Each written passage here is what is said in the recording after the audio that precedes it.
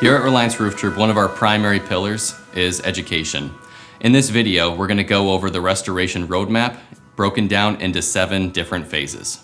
So in this video, before we go into the 7 phases, we're going to talk about the myths of storm restoration, what happens when you file a claim.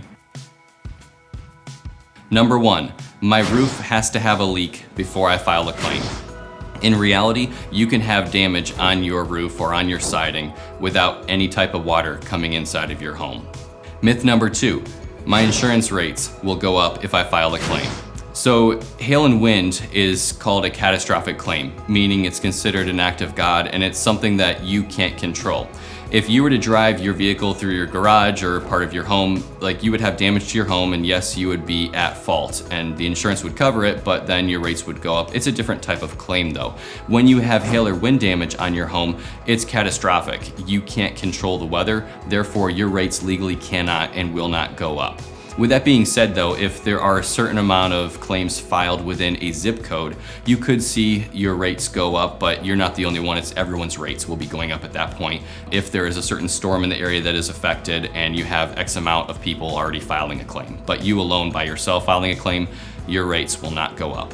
First phase of our restoration roadmap is your pre-claim checklist. There are things that we encourage you to check with your agent first before filing a claim. First one is, what is my policy? What type of policy do I have? Second item to check for and ask your agent for in your pre-claim checklist will be building code upgrades. Do you have that? Moving on to number 3, that would be policy exclusions. The biggest one that we'll run into is a cosmetic exclusion. So you run into that more with hail. If hail comes in and dings up any type of soft metals like your gutters, your fascia, anywhere where it's made of aluminum, or even the wrappings around your windows, like any type of build out, those dents won't necessarily be functional damage. It won't affect the actual, ability to protect your home, but it is considered cosmetic, where if you have a lot of hail coming on the aluminum, it's gonna be some dimpling. It doesn't look nice, but insurance won't cover that if you have a cosmetic exclusion in your policy. Please do ask your agent if you have that. That is important to know. We just want to avoid any type of surprises.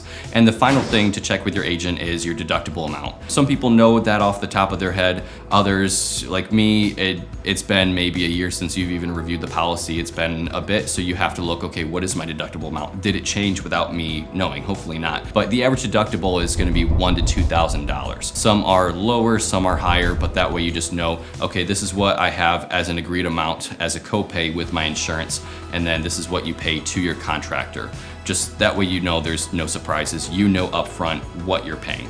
The second phase is going to be our pre-inspection and also what we constitute as storm damage.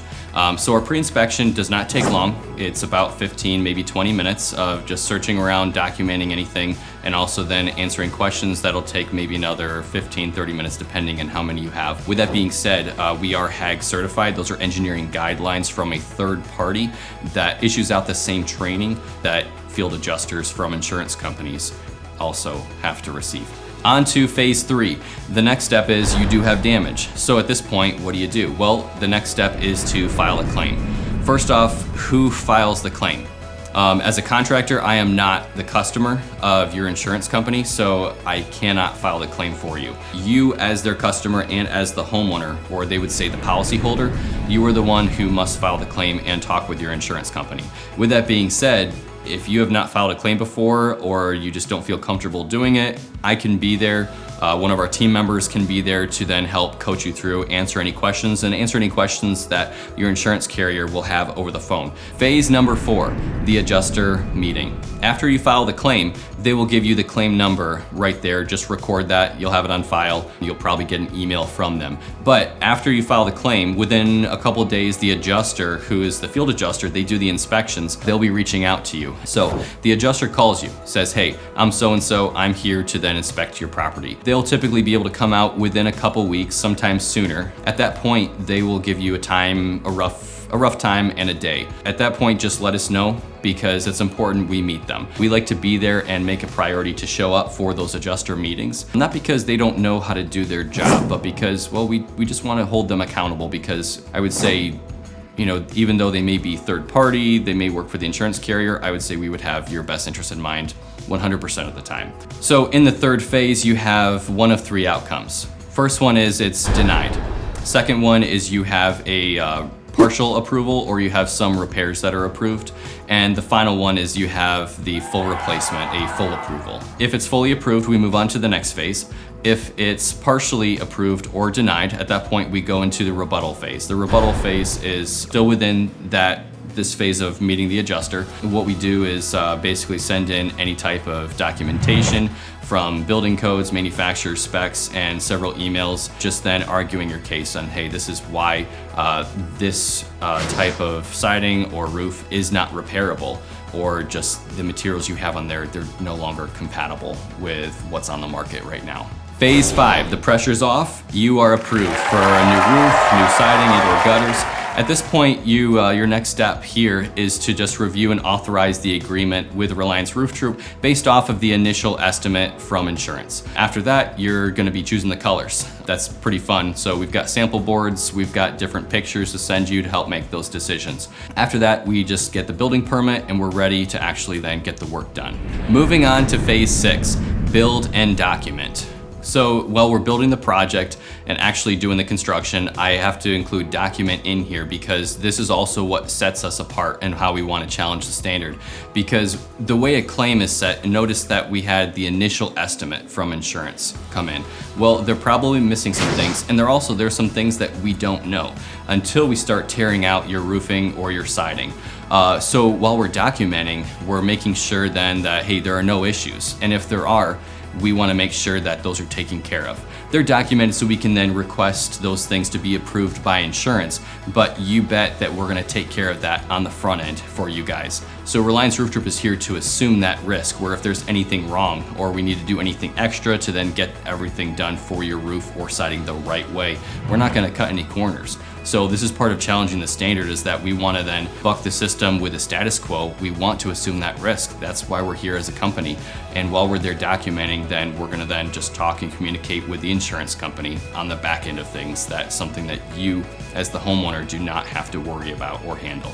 Final phase, phase 7. This is when we are in the process of supplementing and also then collecting the final amount. Usually 2 forms of checks. So the first check is once everything is approved. It's not going to be the full amount that they approve it for, but it's something at least as a down payment to get started. When the work is all done, we submit as Reliance Roof Troop a certificate of completion to the insurance company saying, hey, all the work is done.